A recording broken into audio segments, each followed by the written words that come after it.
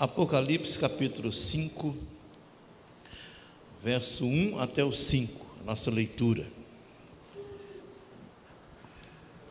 Que bom que o senhor veio, nossos convidados estão aqui com a gente hoje também, amigo, irmão.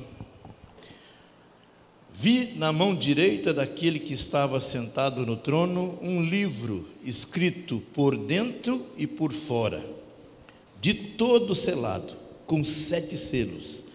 Vi também um anjo forte que proclamava em grande voz: quem é digno de abrir o livro e de desatar os selos?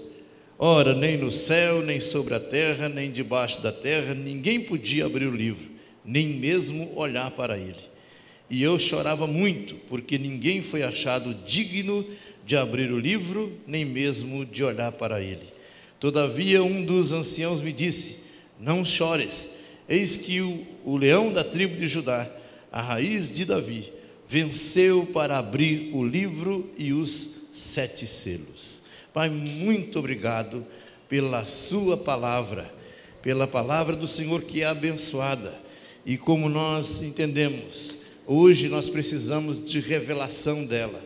Ao ler, às vezes ficamos a desejar no entendimento. Então nós precisamos de revelação.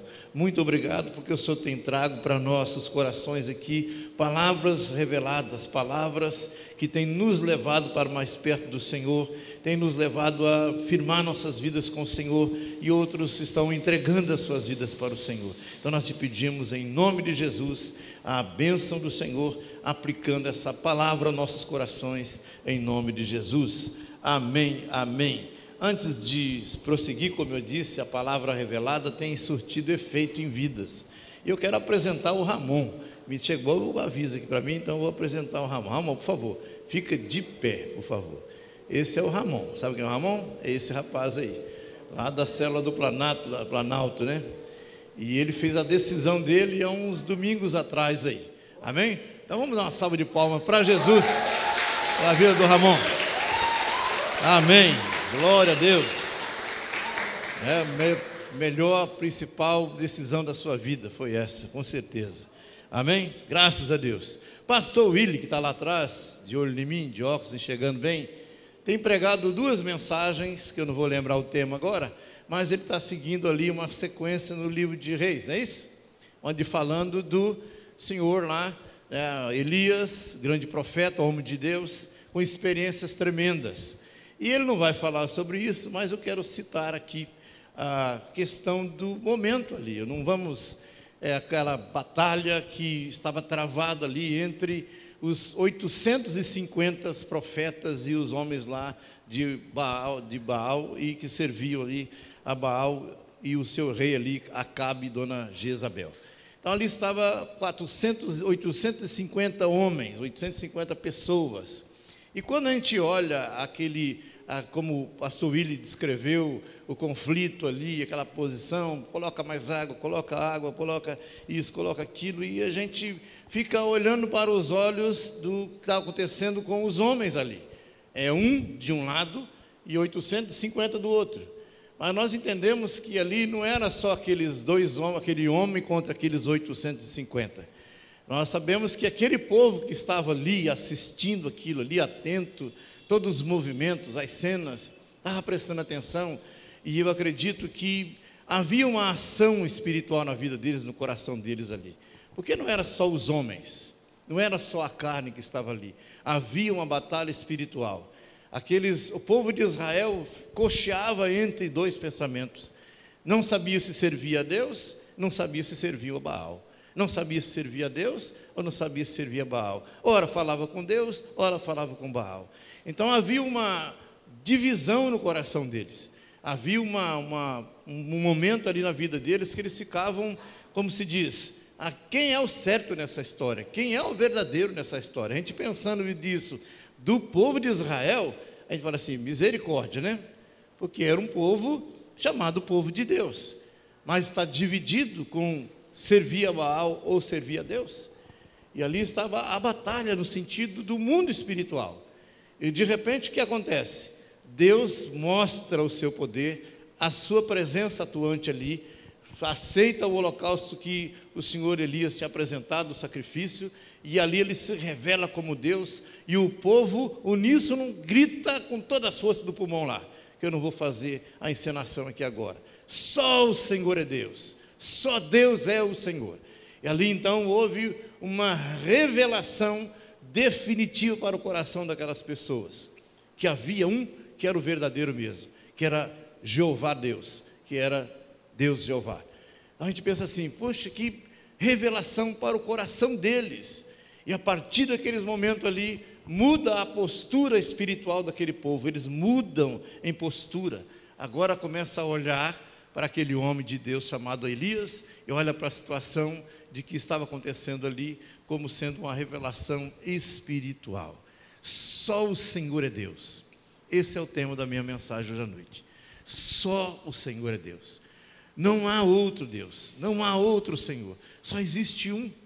Mas nós entendemos que a compreensão disso, a compreensão desse Deus ser o Senhor nosso, ocupar o centro da nossa vida, é necessário termos revelações. É necessário o nosso coração ter, vamos dizer assim, não tem coração, não tem olho, né? Mas os nossos olhos do coração, a gente contemplar e entender aquilo que é de Deus, aquilo que é Deus, quem é Deus para nós. Tem que ter uma revelação, tem que ter um milagre, tem que ter uma ação do poder de Deus ali. E o que aconteceu naquele povo, naquele momento ali, foi algo assim sobrenatural, foi sobrenatural. E aí a gente olhando para o Apocalipse, que eu vou falar nele só mais no final, e a gente olhando para a situação dos mistérios, ou chamadas revelações. E a primeira revelação que eu estou falando aqui de Elias, com o povo de Israel ali, que é uma, mas também falar de uma segunda situação de revelação. E essa revelação está em João capítulo 3, verso de 1 a 5, não vou ler. Essa revelação está falando de um certo cidadão chamado Nicodemos, um cara principal, era um dos que destacava entre Israel, também no contexto religioso, e ele foi ter com Jesus, porque ele ouvia sobre Jesus, ele conhecia sobre Jesus, ele sabia quem era Jesus. E diz lá em João capítulo 3, que ele à noite ele foi procurá-lo, a Jesus. Chegou lá, bateu na porta, não sei o que eu estou já parafraseando o texto, ele vai procurar Jesus e era atendido. E quando ele chega até perto de Jesus, ele fala, né, o Rabi, que quer dizer mestre, né? Ele falou assim, olha, o Senhor é mestre, o Senhor é mestre, o Senhor é mestre em Israel, o Senhor é aquele que, os sinais que o Senhor faz, os milagres que o Senhor faz, está comprovando que o Senhor tem parte com Deus. Então, sei lá, em João capítulo 3, se você quiser abrir e falar, olha, o Senhor tem parte com Deus, o Senhor é mestre, aquilo que o Senhor ensina, aquilo que o Senhor passa para os seus ouvintes, para nós, e ele com certeza sabia de muita coisa, estava ali impressionado de saber que aquilo que Jesus ensinava era pura vontade de Deus. Ele falou assim, não só a questão dos ensinamentos, que ele estava conferindo como sendo algo divino, mas como os sinais que Jesus operava, então confirmava ainda mais de que Jesus era aquele que vinha da parte de Deus. Então aí ele, diante daquela situação, ou seja, reconhecendo e ali elogiando Jesus, chamando-o de bom, e Jesus olhando para ele, falou assim, olha, né, bom só tem um, que é Deus.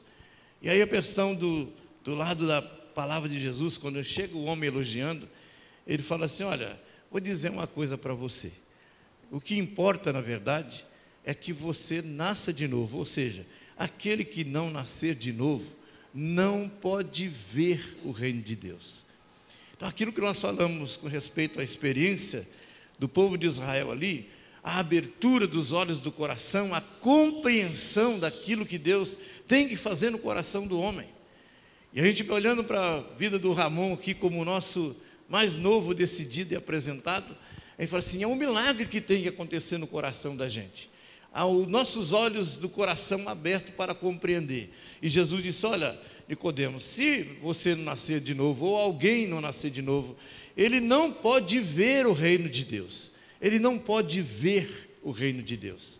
E nós sabemos que esse reino que Jesus está falando aqui não é um reino aparente de tijolo, de pedras, um castelo, riquezas, né, e exército, coisa assim. Ele não está falando de algo aqui na terra. Está falando do reino dele revelado no coração do homem.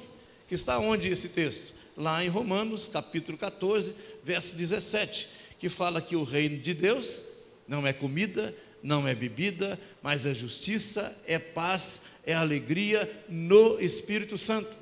Então está falando no Espírito Santo no sentido da letra maiúscula, falando Espírito Santo, Espírito de Deus, né? É o Espírito de Deus, não é no Espírito do homem, mas no Espírito de Deus que concede. E quando fala desse ver o reino, a pessoa ver o reino de Deus plantado no coração, Deus planta o reino dele no coração do homem. Então esse milagre, da gente poder compreender isso, eu acredito que todos que estão aqui hoje à noite, e que já tiveram a experiência, e sabem do que é esse novo nascimento, sabe descrever com certeza, e em detalhes, o momento que aconteceu quando Deus, o Senhor Jesus, o Espírito Santo, entrou no seu coração, e Ele plantou o reino dele no seu coração, e os seus olhos espirituais foram abertos, e você passou a discernir as coisas espirituais. E eu acredito que na maioria de nós, como eu não era religioso, mas eu me lembro a situação exata, e acredito que aquele que era religioso, ele sabe exatamente o momento em que a vida dela mudou, onde a religião que se tinha antes, que não fazia diferença, e agora os olhos espirituais abertos. A gente compreende, os olhos são abertos, entendemos o que é o mundo espiritual. É Jesus plantando o seu reino no coração do homem. Essa doutrina, esse ensinamento que nós ensinamos aí no nosso curso Cresça 2, né? Acredito que é no Cresça 2 que fala. A gente fala assim, então é ensinado algumas doutrinas nesse sentido.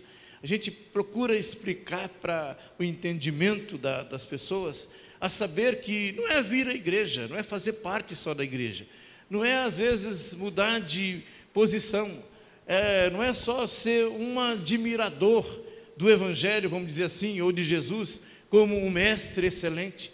Nós sabemos aí que na história não teve um líder igual Jesus, então ele é admirado pela pessoa que ele é.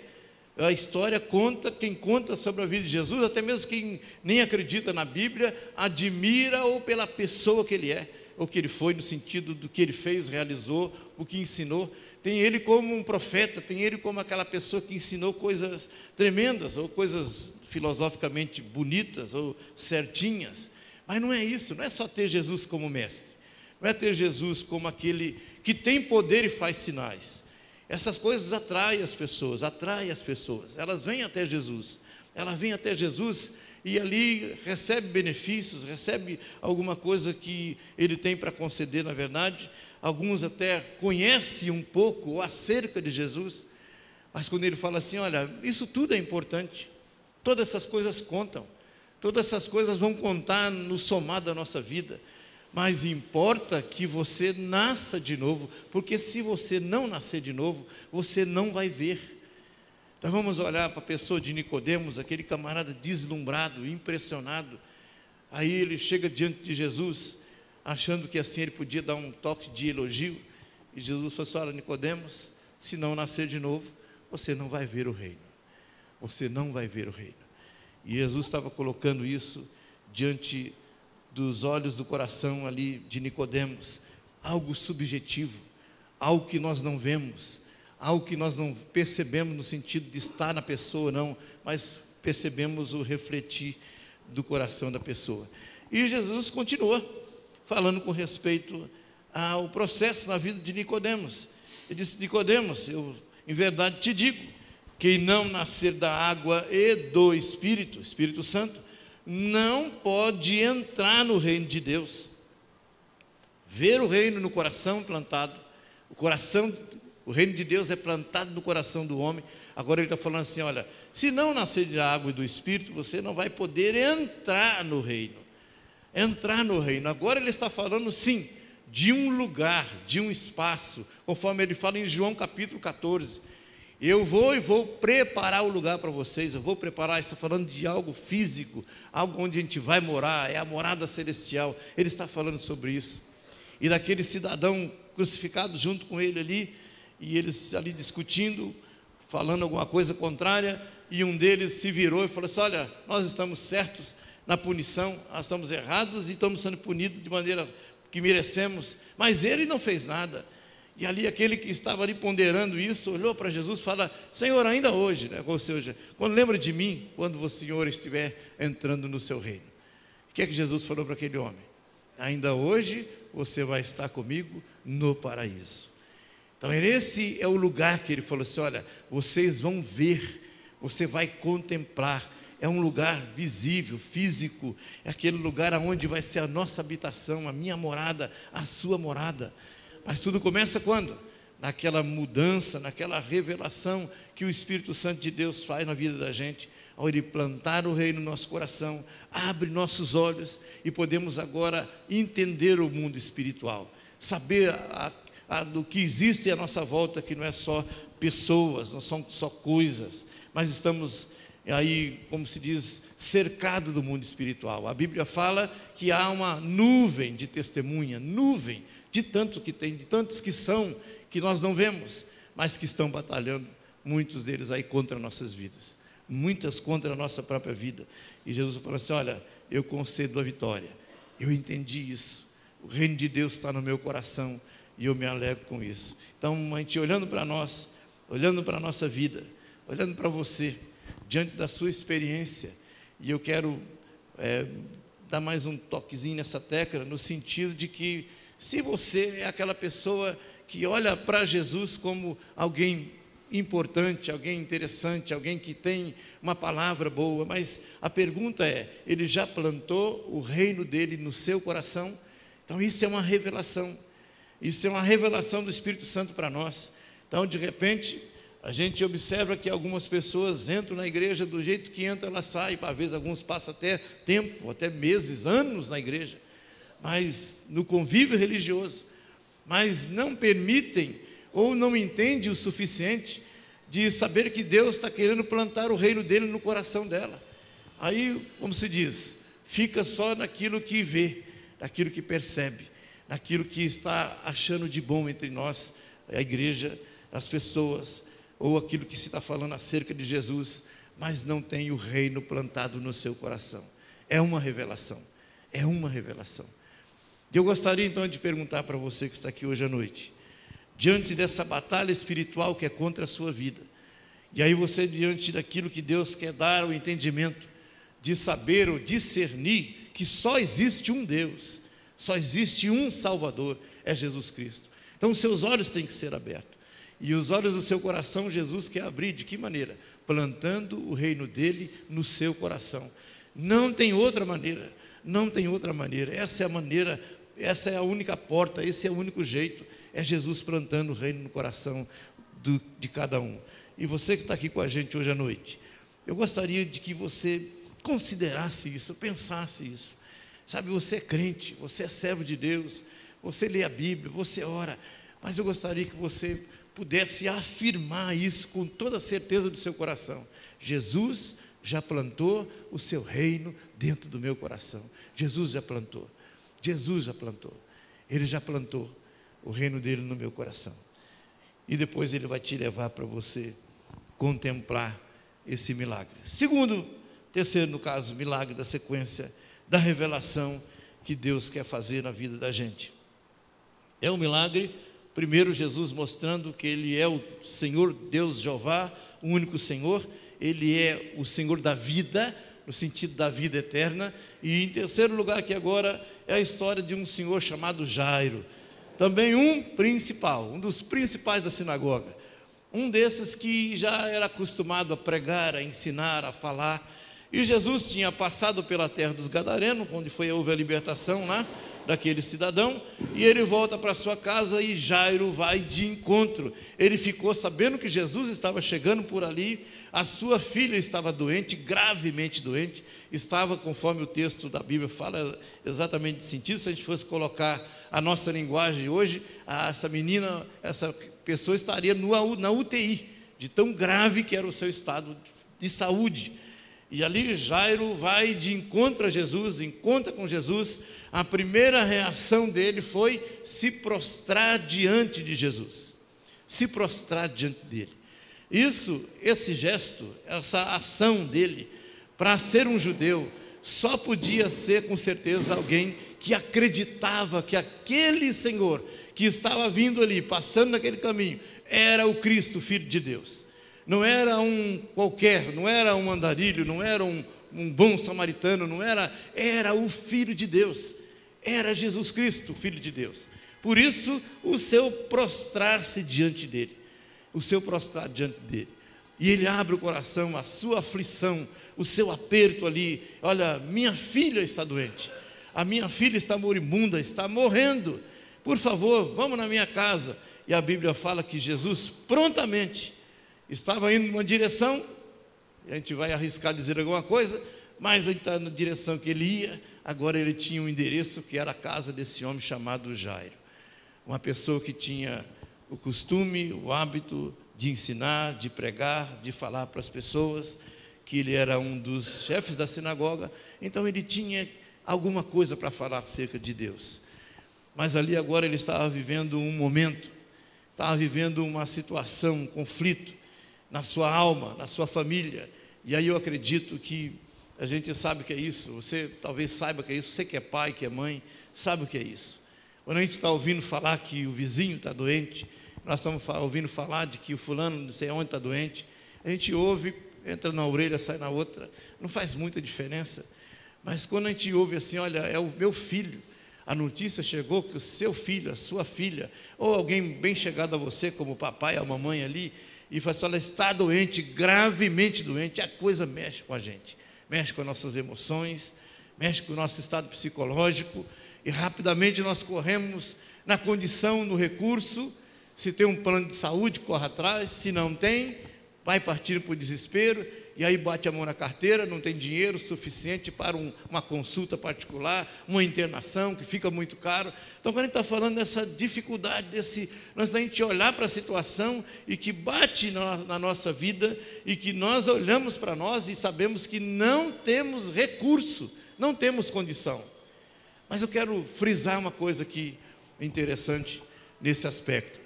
Talvez, pensando em Jairo como um pregador, como eu estou aqui hoje, falando de Deus que cura, Deus que sara, Deus que faz milagre, a gente passa o aperto, a luta, e aí de repente parece que tudo que eu conheço das Escrituras, tudo que eu conheço da Bíblia, chega nesse momento, eu não tenho condição de, como se diz, de pegar ali e falar assim, olha, vou aplicar esse remédio para a minha alma.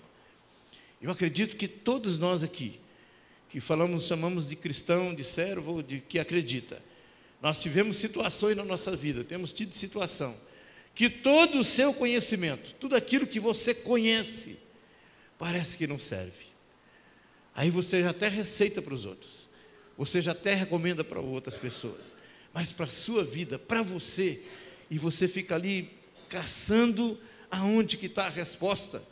Não é isso? A gente pensa no nosso título, estou falando de mim, o título de pastor, mas você como líder de célula, você como professor de escola dominical, você como líder de ministério, todos temos a experiência de chegar num momento, e quando nós olhamos para a situação, todo o nosso conhecimento não serve, parece que não serve para nada.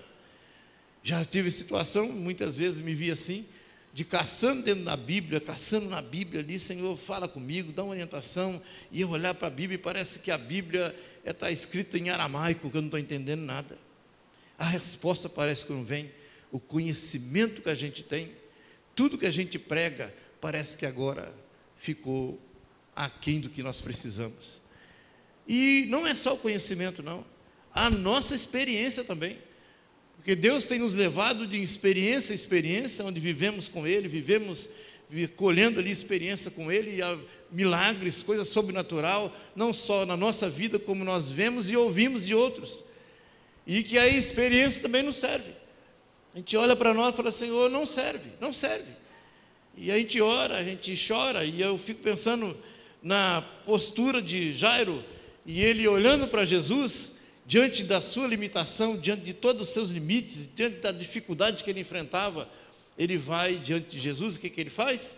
se prostra diante dele em adoração, se rendendo a ele, dizendo para ele: olha, Senhor, eu creio que o Senhor é, que o Senhor é, que o Senhor é.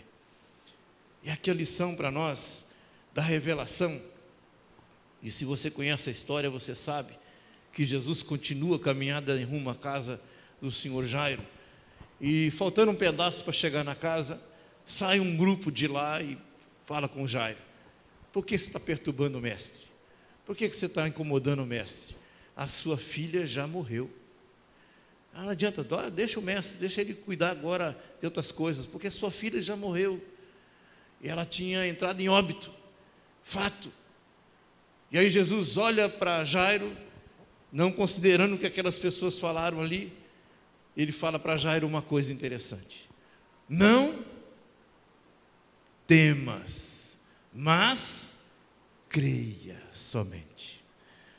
Mas eu fico pensando sobre isso, de pensar naquele que é o Senhor da vida, no sentido de gerar a vida em nós que estávamos mortos em nossos delitos e pecados. E aí eu fico pensando agora no poder que Jesus tem sobre a morte. Ele tem sobre a morte. Acredito que esse ponto sobre a morte é para colocar a condição de que todas e qualquer dificuldade que nós temos está sujeita à autoridade, ao poder de Deus, de Jesus. Todas as coisas. Então, quando você olha para a sua experiência, para o seu conhecimento, e você se vê ali impotente, aquém daquilo que você precisa, eu acho que a atitude nossa, a nossa condição é se prostrar diante dele. Senhor, eu me rendo aos seus pés, eu me rendo. Cantamos aqui, gente, nós cantamos aqui a música: se ele fizer, ele é Deus; se não fizer, ele é Deus; se abrir a porta, ele é Deus; se não abrir a porta, ele é Deus. Mas quando você está vivendo a sua experiência, essa letra você esquece, ou tem dificuldade de interpretá-la no pé da letra do que você precisa, daquilo que a gente está vivendo. Mas sabe por quê, amados?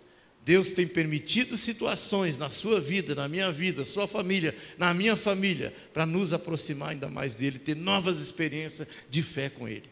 Qual é a nossa postura? Se prostrar. Se prostre diante de Deus, se prostre diante do Senhor, porque com certeza ele quer fazer milagres, ele quer fazer milagres na sua vida.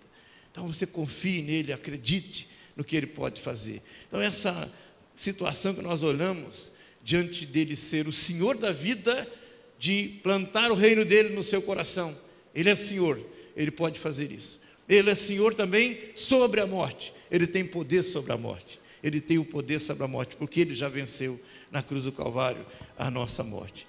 Terceira coisa, para nós, a minha sequência quarta, né? João teve uma visão, Apocalipse capítulo 5, verso de 1 a 5, vamos ler novamente agora. E eu vi na mão direita daquele que estava sentado no trono um livro, escrito por dentro e por fora, e de todo selado com 7 selos. Então aqui o mistério. Aí você pergunta, né, para mim alguma coisa sobre esse livro, eu falo assim: olha, não sei muito o que te falar sobre ele não, mas está aqui na Bíblia um livro, que estava na mão de alguém, e que ele era selado, todo escrito por fora e por dentro, e selado com 7 selos. Os 7 selos, os selos significa e representa isso mesmo, que é o domínio, o poder, quem é o dono, quem é responsável, quem é que está no poder da situação ali, quem é o dono da situação. E vi também um anjo forte que proclamava em grande voz: quem é digno de abrir o livro e de desatar os selos? Ora, nem no céu, nem sobre a terra, nem debaixo da terra, ninguém podia abrir o selo, nem mesmo olhar para ele. E eu chorava muito, porque ninguém foi achado digno de abrir o livro, nem mesmo de olhar para ele. E, todavia, um dos anciãos me disse: não chores, eis que o leão da tribo de Judá, a raiz de Davi, venceu para abrir o livro e os seus 7 selos. Irmão, sabe o que eu estava pensando aqui sobre essa posição, esse texto aqui, diante desse livro? Que se é o livro da vida, se é o livro da nossa história, se é o livro de que os mistérios que estão guardados ali, que a Bíblia fala, que tem coisas que são reveladas para nós e tem coisas que não são reveladas, que é para Deus, tem as que são reveladas que é para nós, e outras que não são reveladas que é para Deus. Então Ele tem reservado algumas coisas que é para Ele, algumas coisas que é para nós, outras que são para Ele. E eu acredito que aqui está relatando alguma coisa nesse sentido. E aí eu fico pensando com respeito ao livro, que ninguém foi achado digno de abrir, ninguém, nem homem, nem na terra, debaixo da terra, em lugar nenhum. Não existia uma pessoa que pudesse falar assim, não, pode abrir, fulano pode abrir, ele tem autoridade para isso. Então, porque só um podia abrir o livro, que era o leão da tribo de Judá. E aí eu fico pensando, esse livro significa o que para nós? Ou para mim, eu fico pensando, eu contei aqui 3 revelações de situação. E quando eu vejo esse livro fechado aqui, e só um podia abrir, que era Jesus, eu acredito que diz respeito a tudo aquilo que está às escondidas, ou que está aí por ser revelado. E a gente pensa assim, tantas perguntas que eu não tenho resposta, tantas perguntas que você não tem resposta, quantos questionamentos que nós temos, às vezes pensando no mundo religioso, a própria Bíblia, coisas que nós não entendemos, que nós não sabemos responder. E aí, o que você acha? Não sei, eu tenho minhas dúvidas. Alguns que têm dúvidas com respeito à vida, outros têm dúvida com respeito à morte, outros que, ao olhar para a situação, perguntam por que tanta gente nesse mundo sofre. A gente sabe que essa pergunta ela é muito feita e às vezes pouco respondida ou mal respondida. Por que tem tanta gente sofrendo nesse mundo? Por quê? Por que parece que os maus parece que se dão bem e os bons é que se dão mal? Não é isso? Parece que a justiça não existe ou não acontece. Quando eu ouvi um pastor um dia falando comigo, que ele chegou a ficar irado contra Deus, pastor, ensinando os outros a Bíblia, ele falou assim, olha, eu fiquei irado, eu fiquei num tempo da minha vida assim, indignado contra Deus, porque eu vejo os maus se dando bem, enquanto que os bons estão pagando caro. Parece que a justiça de Deus não é vista nessa terra. É uma indagação de um pastor. Eu fico imaginando quantos questionamentos nós temos aqui no nosso coração, cada um aqui tem na nossa vida, diante daquilo que nós não entendemos, não temos resposta, e muitas delas nós vamos partir para a glória sem tê-las, sem ter a resposta, sem ter o sentido das coisas. E aí eu acredito que Deus tem falado para nós o seguinte, que devemos fazer o quê? Perseverar diante da situação. Está difícil? Persevere. Está difícil? Persevere. Continue. Vá em frente, não desista, não vá de lado, para frente, obedeça, prossiga para o alvo, pela vocação que você foi chamado. Deus te chamou com um propósito, então você deve prosseguir e à frente. Mas há dúvida, há isso, aquilo, prossiga, não desista. E os que serão salvos são aqueles que perseverarão até o fim, a perseverança. É onde eu olho para o meu coração, olho para as minhas dúvidas, olho para os meus questionamentos, olho para as necessidades que eu tenho, coisas que não tenho resposta, mas eu digo, Senhor, prossigo, eu continuo. O Senhor está certo, a sua palavra é verdadeira, eu tenho que prosseguir, eu tenho que ir avante. Aí está demorando demais. A gente às vezes fala assim, está difícil, Senhor. E você sabe por que muitas vezes você está desanimado, você sente o desânimo, fisicamente falando aí. Algumas pessoas, hoje mesmo uma irmã conversando, pastor, eu estou assim me sentindo passada, fisicamente, emocionalmente, e abatida, aquela coisa do desânimo. O desânimo é um sentimento, como a tristeza, como a alegria, o desânimo é um sentimento, e o sentimento ele é provocado por alguma coisa. Então, se você tem sentido algum tipo de desânimo, pode ter certeza que algo errado, algo fora do propósito está acontecendo na sua vida, por isso o sentimento é desânimo. Não estou falando de altas e baixas das emoções, que é normal no nosso corpo aí. Ora estamos bem rindo, ora estamos bem desanimados. A alta e baixa das emoções, mas estou falando do desânimo, que dura um dia, dura uma semana, dura um tempo, e aí a pessoa começa a olhar para a vida, e a vida parece cinzenta o tempo todo. Se eu pudesse parar aqui, glória a Deus, se eu pudesse continuar. É o desânimo. O desânimo é um sentimento provocado por uma situação que você vive, e às vezes está lá aquela situação que você já orou, já pediu, já jejuou, já consagrou, já chamou o santo, já chamou a congregação, e já fez um monte de coisa, e a resposta, nada.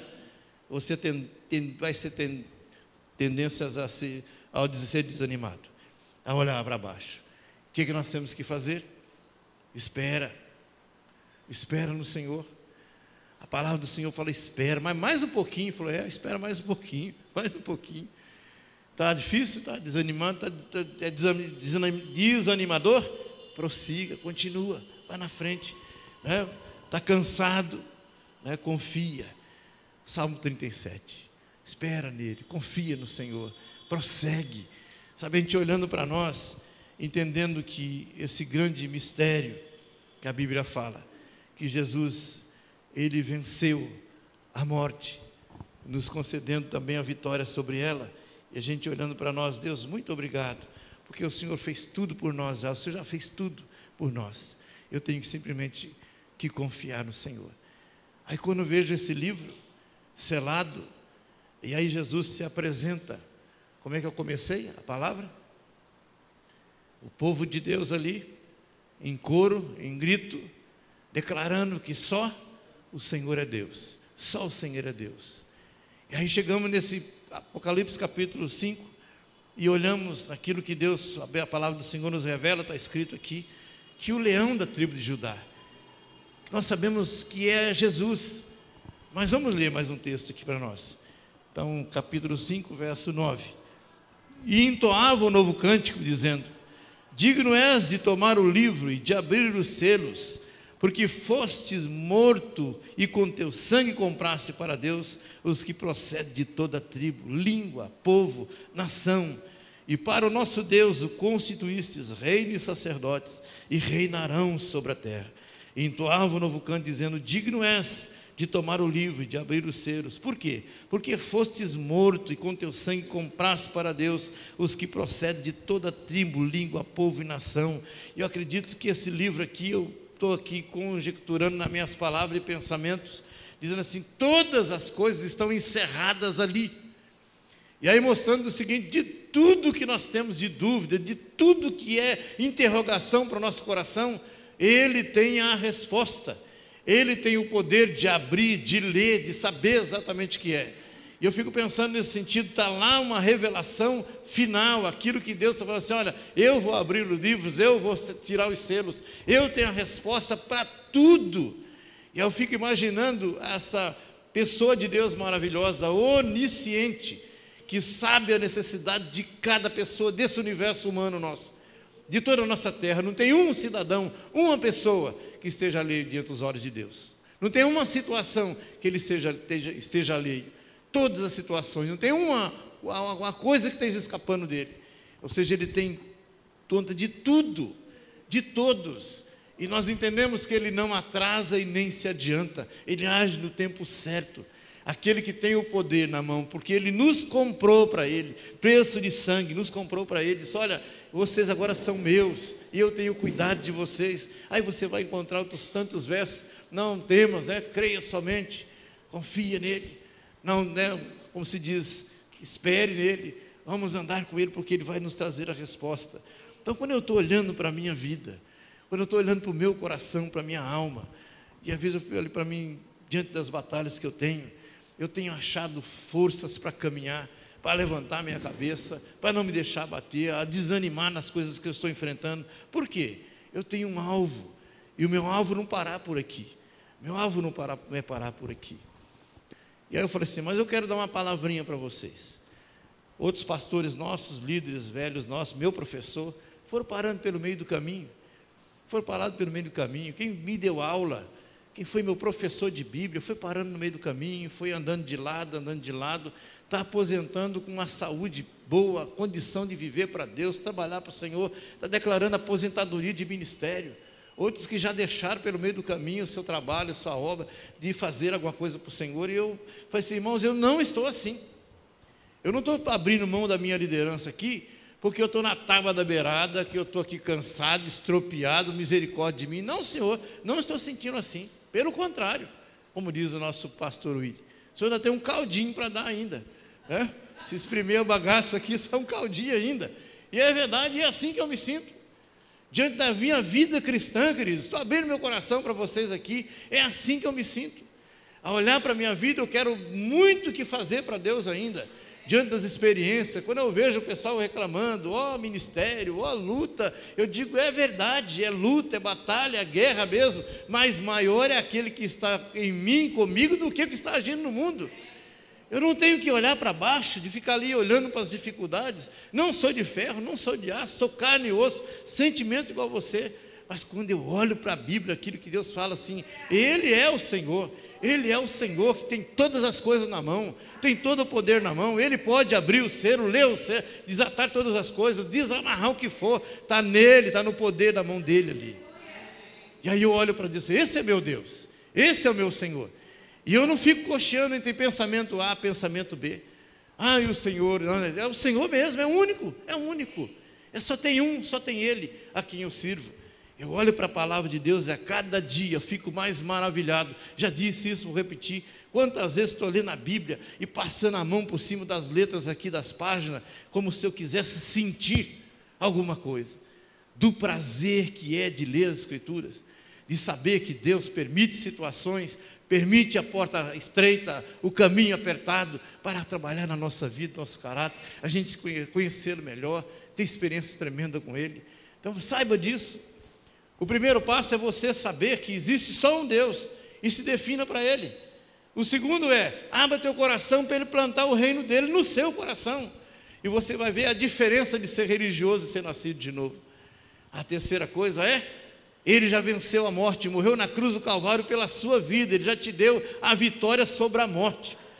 Ainda que você morra, você vai viver, porque Ele já venceu a sua morte, já venceu a minha morte. Ele venceu a minha morte, eu sou vitorioso. E diante das coisas que eu não tenho resposta, diante das coisas que fica a interrogação de todo tamanho, Ele tem o poder na mão, Ele sabe ler, Ele lê aquilo que está escrito por dentro e por fora.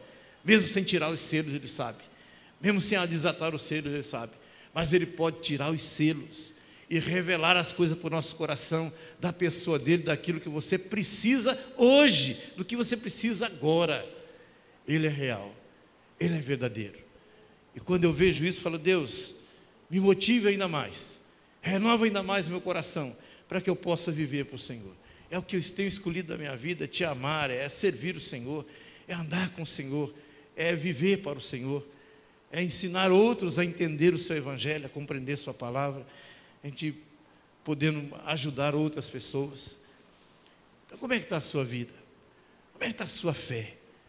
Como é que está o seu coração? Como é que está o seu ânimo? Como é que está o seu ânimo? Como é que estão os seus olhos? E se não é uma questão no sentido de cochear entre fé em Deus e fé em Baal, mas se é uma questão de Deus, eu estou precisando de ser renovado no meu coração, na minha fé, se prostre diante de Deus, se prostre diante de Jesus, se prostre. Ele é o único que pode abrir aquele selinho que está atrapalhando a leitura, ou de abrir o selo, de abrir o mistério da sua vida, e ler, e trazer para você a sua resposta. E aí eu fico pensando, Deus, muito obrigado, que quando o Senhor olha para a igreja, vê uma congregação, mas vê indivíduos, cada um de nós, pessoas, indivíduos, é isso? E nos chama pelo nome, você. E Ele tem me chamado. Amém? Muito obrigado.